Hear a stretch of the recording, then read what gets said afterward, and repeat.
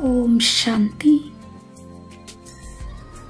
ఈరోజటి Murali 12 December 2021.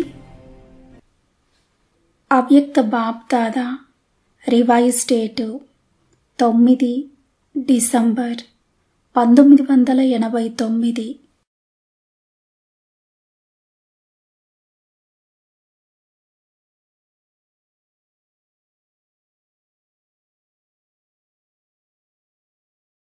Mount ఆబూలో ఉన్నటువంటి ఆరావళి పర్వత శ్రేణుల మహిమను శాస్త్రాలలో ఎంతగానో గాయనము చేశారు.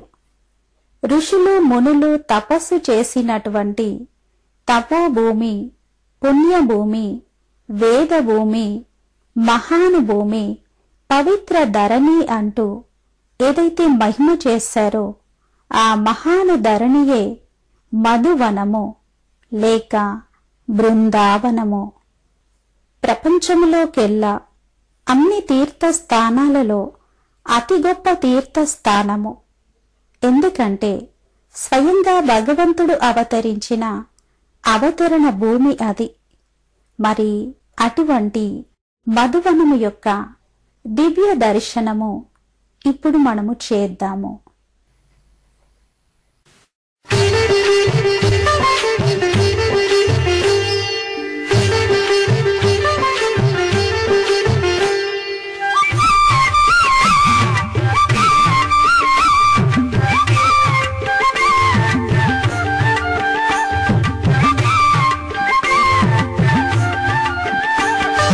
మధుబన్ ఎంత సుందరము, పరమపితయే తెంచు మందిరము.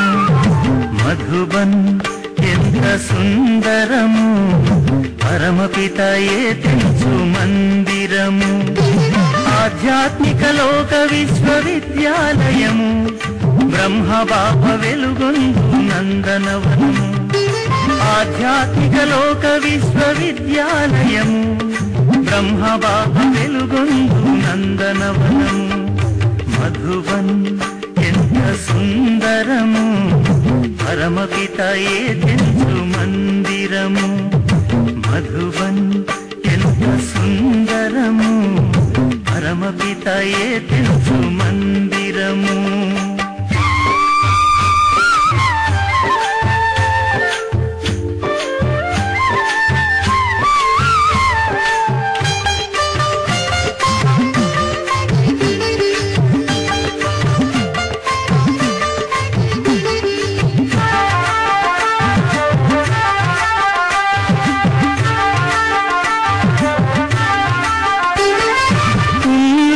చేయూత లభించును ఇచట, ధన్యులకు అభయము అందును ఇచట.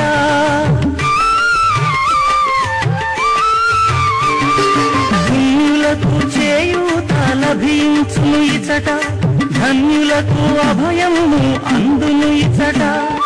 పరమాత్ముని నిత్యం స్మరణం చేయ, పరంధామము మనకు చేరువ కాగా. పరమాత్ముని నిత్యం స్మరణం చేయ, పరంధామము మనకు చేరువ కాగా. దివ్యకాంతి చూపించే ఆనంద సదనము, దివ్యకాంతి చూపించే ఆనంద సదనము.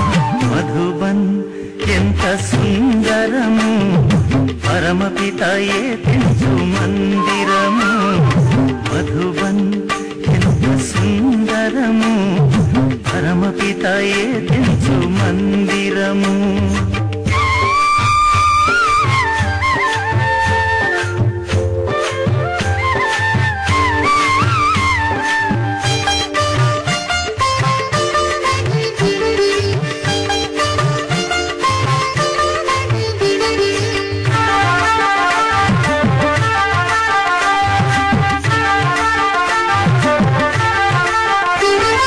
మానవతా వృక్షములు నిలిచెను ఇచట, ప్రేమామృత పుష్పములు పరిమళించు నిచట.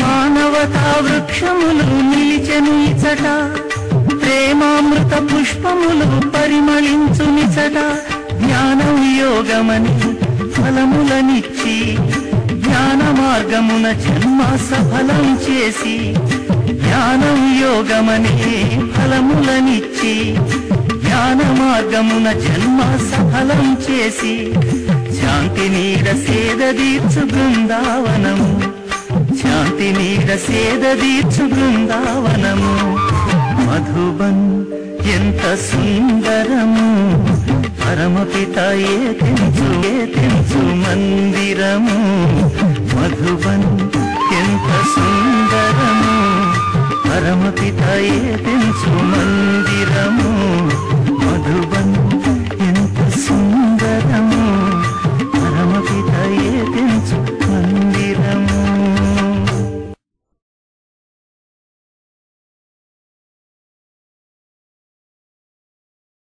ఓం శాంతి. శివ భగవాన్ వాచ. మురళి టైటిల్ ఉంది యోగయుక్తంగా యుక్తియుక్తంగా అయ్యేందుకు యుక్తి. యోగయుక్తంగా యుక్తియుక్తంగా అయ్యేందుకు యుక్తి. ఈరోజు పరమాత్మ తమ పిల్లలందరిలో విశేషంగా 2 రకాల పిల్లలను చూస్తున్నారు. ఒకరేమో సదా యోగయుక్తులు మరియు ప్రతి కర్మలో యుక్తియుక్తులు. రెండవ వారు యోగీలు కానీ సదా యోగయుక్తంగా లేరు మరియు సదా ప్రతి కర్మలో స్వతహాగా యుక్తియుక్తంగా లేరు. మనసు, మాట లేదా కర్మ మూడింటిలోనూ ఒకసారి ఒకదానిలో ఇంకొకసారి ఇంకొక దానిలో యుక్తియుక్తంగా ఉండరు. సాధారణంగా బ్రాహ్మణ జీవితము అనగా స్వతహాగా యోగయుక్తము మరియు సదా యుక్తియుక్తము. యోగయుక్తము మరియు యుక్తియుక్తముగా ఉండడమే బ్రాహ్మణ జీవితం యొక్క అలౌకికత లేదా విశేషత లేదా అతీతత్వము మరియు ప్రియత్వము. కానీ కొంతమంది పిల్లలు ఈ విశేషతలో సహజంగా మరియు స్వాభావికంగా నడుస్తున్నారు మరియు కొంతమంది అటెన్షన్ని కూడా పెడుతున్నారు. కానీ ఈ 2 విషయాలను సదా అనుభవం చేయలేరు. దీనికి కారణము ఏమిటి? జ్ఞానమైతే అందరికీ ఉంది మరియు లక్ష్యం కూడా అందరిది ఒక్కటే. అయినా కొందరు లక్ష్యం ఆధారంగా ఈ 2 లక్ష్యాలు అనగా యోగయుక్త స్థితి మరియు యుక్తియుక్త స్థితి యొక్క అనుభూతికి సమీపంగా ఉన్నారు. మరికొందరు అప్పుడప్పుడు తీవ్ర పురుషార్థము ద్వారా సమీపంగా వస్తారు కానీ అప్పుడప్పుడు సమీపంగా ఉంటారు. అప్పుడప్పుడు నడుస్తూ నడుస్తూ ఏదో ఒక కారణానికి వశమై ఆగిపోతారు. అందుకే సదా లక్షణాలకు సమీపంగా ఉండే అనుభవాన్ని చేయరు. సర్వ బ్రాహ్మణ ఆత్మలలో ఈ శ్రేష్ఠ లక్ష్యానికి సమీపంగా ఉన్నవారిలో నెంబర్ 1 ఎవరు? బ్రహ్మ బాబా. ఈ సిద్ధిని ప్రాప్తి చేసుకోవడానికి ఏ విధిని తమదిగా చేసుకున్నారు? సదా యోగయుక్తంగా ఉండేందుకు సరళమైన విధి సదా తమను తాము సారథి మరియు సాక్షిగా భావిస్తూ నడవడము. శ్రేష్ఠాత్మలైన మీరందరూ ఈ రథానికి సారథులు. ఆత్మ రథాన్ని నడిపించే సారథి.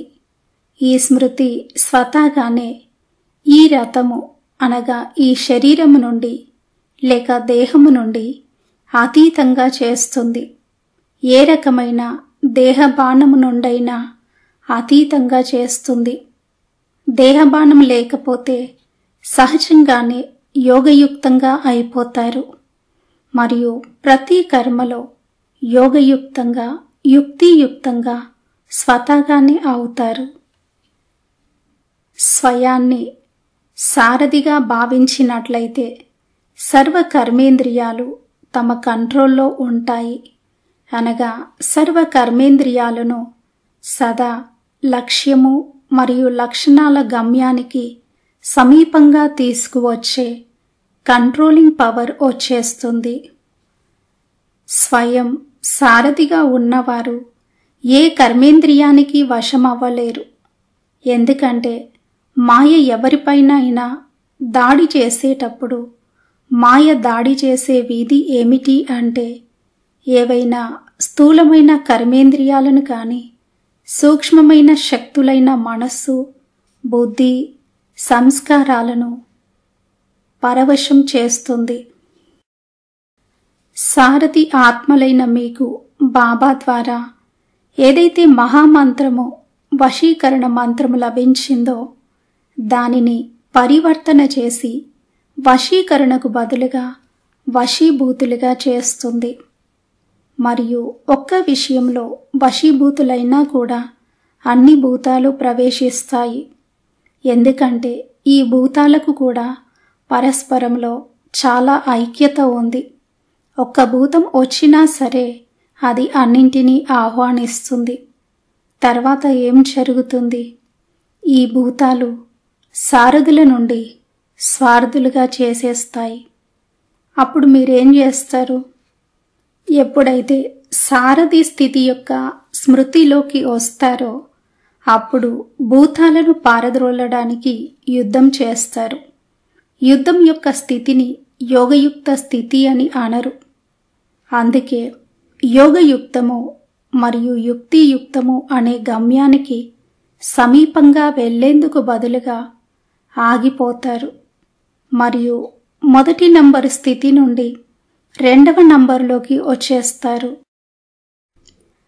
సారథి అంటే వశమయ్యేవారు కాదు, కానీ వశం చేసుకొని నడిపించేవారు. మరి మీరందరూ ఎవరు? సారథులే కదా. సారథి అంటే ఆత్మాభిమాని. ఎందుకంటే ఆత్మయే సారథి. బ్రహ్మ బాబా ఈ విధి ద్వారా నెంబర్ 1 సిద్ధిని ప్రాప్తి చేసుకున్నారు. అందుకే శివ్ బాబా కూడా బ్రహ్మ బాబాకి సారథిగా అయ్యారు. సారథిగా అయ్యే స్మృతి చిహ్నాన్ని బాబా చేసి చూపించారు. ఫాలో ఫాదర్ చేయండి. సారథిగా అయ్యి సదా సారథి జీవితంలో అతి అతీతమైన మరియు ప్రియమైన స్థితిని అనుభవం చేయించారు. ఎందుకంటే దేహాన్ని ఆధీనం చేసుకొని శివ్ బాబా ప్రవేశిస్తారు, అనగా సారథిగా అవుతారు. దేహానికి ఆధీనంగా అవ్వరు. అందుకే అతీతంగా మరియు ప్రియంగా ఉంటారు. అలాగే బ్రాహ్మణాత్మలైన మీరందరూ కూడా బాబా సమానంగా సారథి స్థితిలో ఉండండి. నడుస్తూ తిరుగుతూ ఇది చెక్ చేసుకోండి. నేను సారథిగా అనగా అన్నింటినీ నడిపించే అతీతమైన మరియు ప్రియమైన స్థితిలో స్థితి అయి ఉన్నానా అని. మధ్య మధ్యలో ఇది చెక్ చేసుకోండి. అంతేకాని రోజంతా గడిచిపోయిన తర్వాత రాత్రికి చెక్ చేసుకోవడం కాదు. రోజంతా గడిచిపోయింది అంటే గడిచిపోయిన సమయము సదా కోసము సంపాదన లేకుండా పోయినట్లే. అందుకే పోగొట్టుకున్న తర్వాత స్పృహలోకి రాకండి. దీనిని స్వతహాగా సహజ సంస్కారంగా చేసుకోండి. దేనిని? చెకింగ్ చేసుకునే సంస్కారాన్ని. ఎలాగైతే ఈ బ్రాహ్మణ జీవితంలో ఎవరిదైనా ఏదైనా పాత సంస్కారము ఇప్పటికీ ముందుకు వెళ్ళడంలో విఘ్నరూపంగా అయినట్లయితే అంటారు కదా, కోరుకోకపోయినా సంస్కారాలకు వశమైపోతున్నాము అని. ఏదైతే చేయకూడదు అని అనుకుంటారో అది చేసేస్తారు. వ్యతిరేక సంస్కారాలు వద్దనుకున్నా ఏ కర్మలనైనా చేయిస్తున్నప్పుడు స్వాభావికంగా చెకింగ్ చేసుకునే ఈ శుద్ధ సంస్కారాన్ని తమదిగా చేసుకోలేరా? చెకింగ్ చేసుకునే ఈ శుద్ధ సంస్కారము శ్రమ లేకుండా స్వతహాగానే కార్యం చేయిస్తూ ఉంటుంది. మర్చిపోతాము లేదా చాలా బిజీగా ఉంటాము అని అనరు. అశుద్ధ సంస్కారాలు మరియు వ్యర్థ సంస్కారాలు ఉంటాయి. చాలామంది పిల్లలలో అశుద్ధ సంస్కారాలు లేవు, కానీ వ్యర్థ సంస్కారాలు ఉన్నాయి. ఈ అశుద్ధ సంస్కారాలను, వ్యర్థ సంస్కారాలను మర్చిపోవాలనుకున్నా మర్చిపోలేరు. మరియు ఇలా అంటారు, నా భావం కాదు, కానీ ఇది నా పాత స్వభావము లేక పాత సంస్కారము అని. అశుద్ధ సంస్కారాన్ని మర్చిపోలేనప్పుడు మరి శుద్ధ సంస్కారాన్ని ఎలా మర్చిపోతారు? కనుక సారథి యొక్క స్థితి స్వతహాగానే స్వ ఉన్నతి యొక్క శుద్ధ సంస్కారాన్ని ఇమర్జ్ చేస్తుంది. మరియు స్వాభావికంగానే సమయం అనుసారంగా చెకింగ్ జరుగుతూ ఉంటుంది. అశుద్ధ అలవాట్లతో నిస్సహాయులుగా అవుతారు మరియు ఈ అలవాటుతో దృఢంగా అవుతారు. మరి విన్నారా? సదా యోగయుక్తంగా యుక్తియుక్తంగా ఉండేందుకు విధి ఏమిటి? సారథిగా అయి నడవడము. సారథి స్వతహాగానే సాక్షిగా అయి దేనినైనా చేస్తారు, చూస్తారు, వింటారు. సాక్షిగా అయి చూడడంలో, ఆలోచించడంలో, చేయడంలో, అన్నింటిలో అన్నీ చేస్తూ కూడా నిర్లిప్తంగా ఉంటారు. అనగా మాయ యొక్క ప్రభావం నుండి అతీతంగా ఉంటారు. మరి పాఠాన్ని పక్కా చేసుకున్నారు కదా. బ్రహ్మ బాబాని ఫాలో చేసేవారే కదా.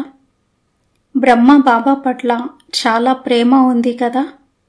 ప్రేమకి గుర్తు సమానంగా అవ్వడము, అనగా ఫాలో చేయడము. టీచర్స్ అందరికీ బాబా పట్ల ఎంత ప్రేమ ఉంది. బాబా సదా టీచర్స్ని తమ సమీప సేవా సాథీలు అని భావిస్తారు. కనుక మొదట టీచర్స్ ఫాలో చేస్తారు కదా. ఇందులో సదా మొదట నేను అనే లక్ష్యం పెట్టుకోండి. ఈర్ష్యపడడంలో మొదట నేను కాదు, అది నష్టపరుస్తుంది. పదం అదే, మొదట నేను. కానీ ఒకటేమో ఈర్ష్యకు వశమై మొదట నేను. మరి దీనివలన మొదట వచ్చేందుకు బదులుగా ఎక్కడో చివరికి చేరుకుంటారు. ఫస్ట్ నుండి లాస్ట్కు వచ్చేస్తారు. మరియు ఫాలో ఫాదర్లో మొదట నేను అని అన్నారు మరియు చేశారు అంటే అప్పుడు ఫస్ట్ ఉన్నవారితో పాటు మీరు కూడా ఫస్టులోకి వస్తారు. బ్రహ్మబాబా ఫస్ట్ కదా. కనుక సదా ఈ లక్ష్యాన్ని పెట్టుకోండి. టీచర్స్ అనగా ఫాలో ఫాదర్ మరియు ఫాలో ఫాదర్లో నెంబర్ 1. ఎలాగైతే బ్రహ్మబాబా నెంబర్ 1గా అయ్యారు, మరి ఫాలో చేసేవారు కూడా నెంబర్ 1 యొక్క లక్ష్యాన్ని పెట్టుకోండి. టీచర్స్ అందరూ ఇలా పక్కాగా ఉన్నారు కదా. ధైర్యం ఉందా ఫాలో చేయడానికి? ఎందుకంటే టీచర్స్ అనగా నిమిత్తంగా అయ్యేవారు. అనేక ఆత్మలకు మీరు నిమిత్తులు. కనుక నిమిత్తంగా అయ్యేవారిపైన ఎంత బాధ్యత ఉంది. బ్రహ్మబాబా నిమిత్తంగా ఉన్నారు కదా. మరి బ్రహ్మబాబాని చూసి ఎంతమంది బ్రాహ్మణులు తయారయ్యారు. అదేవిధంగా టీచర్స్ ఏ కార్యం చేస్తున్నా కూడా ఈ స్మృతి ఉండాలి. భోజనం తయారు చేస్తున్నా, శుభ్రం చేస్తున్నా కానీ ప్రతి కర్మ చేస్తూ అనేక ఆత్మలకు నేను నిమిత్తంగా ఉన్నాను.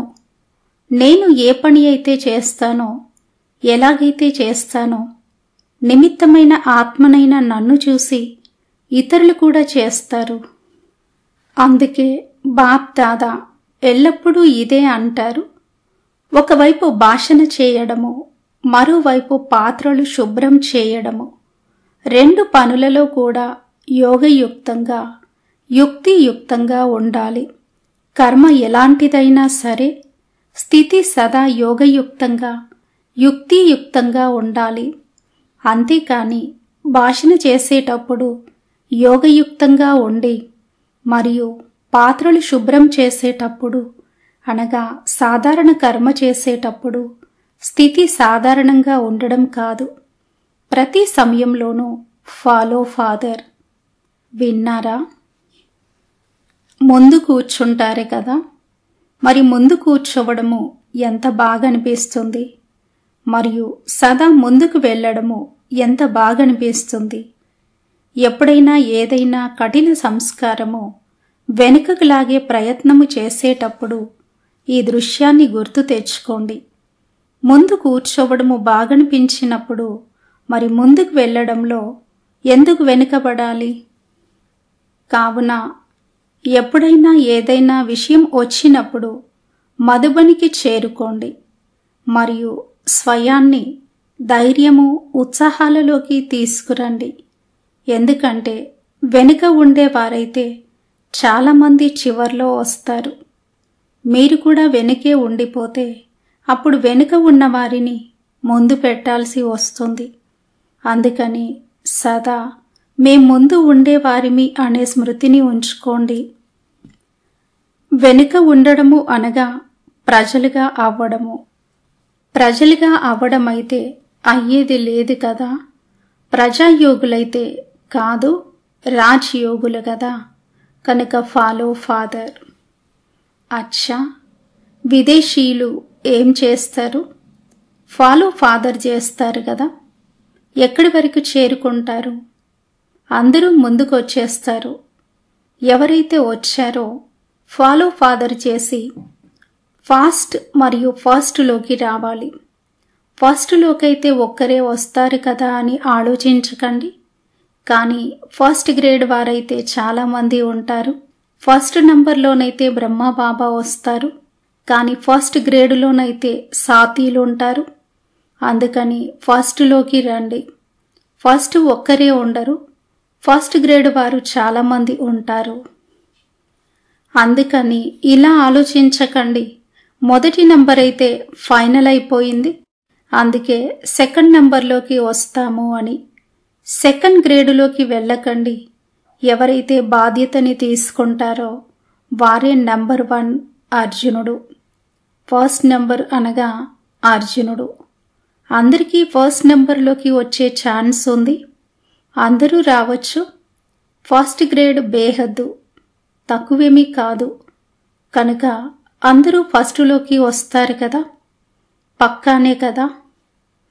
అచ్చా, సదా బ్రహ్మ బాబాని ఫాలో చేసేవారు సదా స్వతహాగా యోగయుక్తంగా యుక్తియుక్తంగా ఉండేవారు. సదా సారథిగా అయి కర్మేంద్రియాలను శ్రేష్ఠ మార్గం పైన నడిపించేవారు. సదా గమ్యానికి సమీపంగా ఉండేవారు. ఇటువంటి సర్వశ్రేష్ఠ ఆత్మలకు బాప్ దాదా యొక్క ప్రియ స్మృతులు మరియు నమస్తే. अच्छा, हम रूहानी बच्चों की रूहानी माता पिता बाप दादा को याद प्यार गुड मॉर्निंग और नमस्ते. ఓం శాంతి. జోన్ల వారీగా అవ్యక్త బాప్ దాదా ద్వారా ఉచ్చరించబడిన మధురమైన మహావాక్యాలు.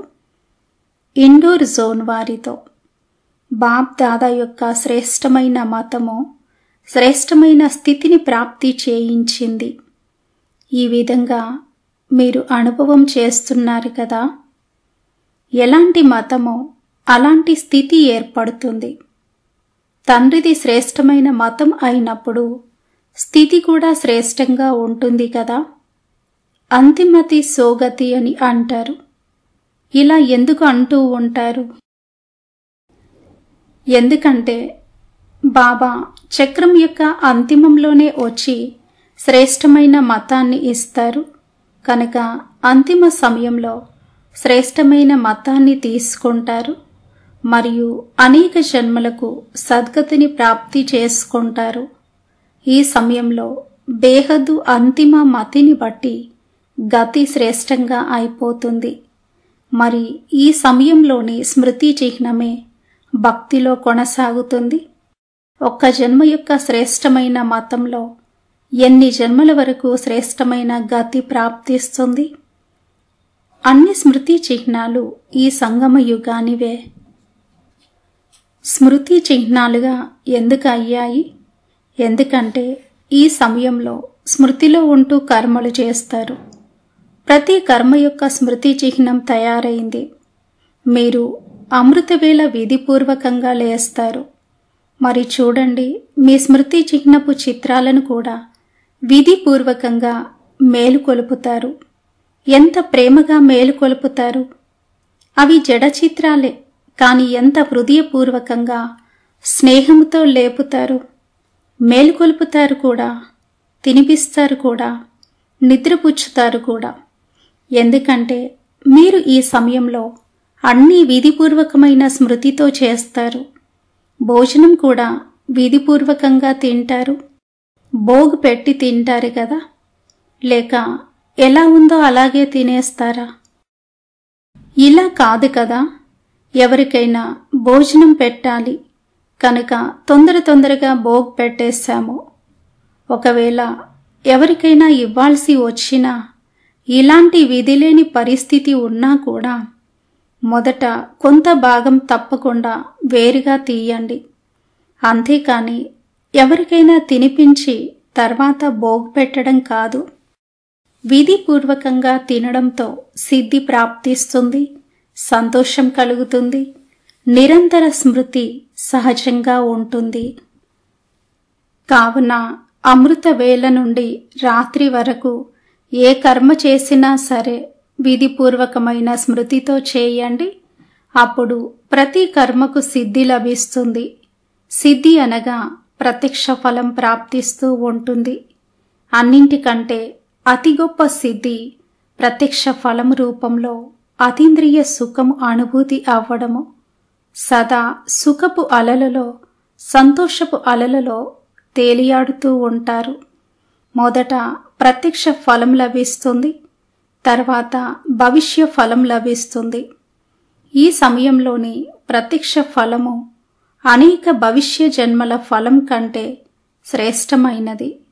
ఒకవేళ ఇప్పుడు ప్రత్యక్ష ఫలం తినలేదు అంటే మొత్తం కల్పంలో ఎప్పుడూ ప్రత్యక్ష ఫలం లభించదు. ఇప్పుడిప్పుడే చేశారు, ఇప్పుడిప్పుడే లభించింది. దీనినే ప్రత్యక్ష ఫలము అని అంటారు. సత్యయుగంలో కూడా ఏ ఫలమైతే లభిస్తుందో అది ఈ జన్మదే లభిస్తుంది, ఇతర జన్మలది కాదు. కానీ ఇక్కడ ఏదైతే లభిస్తుందో అది ప్రత్యక్ష ఫలము, అనగా ఇప్పటి ఫలము. కనుక ప్రత్యక్ష ఫలము నుండి వంచితులుగా అవ్వకండి. సదా ఫలాన్ని తింటూ ఉండండి. ఈ ప్రత్యక్ష ఫలం బాగనిపిస్తుంది కదా. ఇలాంటి భాగ్యం గురించి ఎప్పుడైనా ఆలోచించారా? భగవంతుని ద్వారా ఫలం లభిస్తుంది. ఇది స్వప్నంలో కూడా ఉండేది కాదు. మరి ఏ విషయమైతే సంకల్పంలో, స్వప్నంలో కూడా లేదో అది జరిగినప్పుడు ఎంత సంతోషం ఉంటుంది. ఈ రోజుల్లో అల్పకాలికమైన లాటరీ వచ్చినా కూడా ఎంత సంతోషం కలుగుతుంది.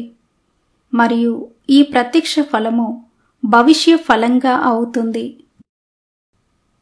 కావున ఈ నష ఉంటుంది కదా, అప్పుడప్పుడు తక్కువగా, అప్పుడప్పుడు ఎక్కువగా లేదు కదా. సదా ఏకరస స్థితిలో ఎగురుతూ ఉండండి. సెకండ్లో ఎగరడం నేర్చుకున్నారు కదా, లేక ఎక్కువ సమయం పడుతుందా? సంకల్పం చేశారు మరియు చేరుకున్నారు. ఇలాంటి తీవ్ర వేగం ఉందా? అచ్చా, ఇండోర్ జోన్ వారందరూ సంతుష్టంగా ఉన్నారు కదా. మాతలు సదా సంతుష్టంగా ఉన్నారా? అప్పుడప్పుడు లౌకిక పరివారం ద్వారా అసంతుష్టంగా అవ్వడం లేదు కదా. ఎప్పుడైనా విసుగు చెందుతున్నారా? అప్పుడప్పుడు చంచలమైన పిల్లల వలన విసుగు చెందుతున్నారా? ఎప్పుడూ విసుగు చెందకండి. ఎంతగా మీరు విసుగు చెందుతారో అంతగా వారు ఎక్కువగా విసిగిస్తారు. అందుకే ట్రస్టీలుగా అయ్యి సేవాదారులుగా అయ్యి సేవను చేయండి. నాది అనేది వస్తే విసుగు చెందుతారు. నా పిల్లలు మరి ఇలా చేస్తారా? కనుక ఎక్కడైతే నాది అనేది ఉంటుందో అక్కడ విసుగు చెందుతారు. మరియు ఎక్కడైతే నీది నీది అనేది వస్తుందో అక్కడ ఈదుతారు. కనుక ఈదే వారే కదా. సదా నీది అనగా స్వమానంలో ఉండడము, నాది నాది అనడము అనగా అభిమానంలోకి రావడము, నీది నీది అని అంగీకరించడము అనగా స్వమానంలో ఉండడము. కనుక సదా స్వమానంలో ఉండేవారు అనగా నీది అని అంగీకరించేవారు. దీనినే గుర్తుంచుకోండి. అచ్చా, డబుల్ విదేశీయులు కూడా చాలా కాలం తర్వాత కలిసిన వారే. కొద్దిమందే ఉన్నారు.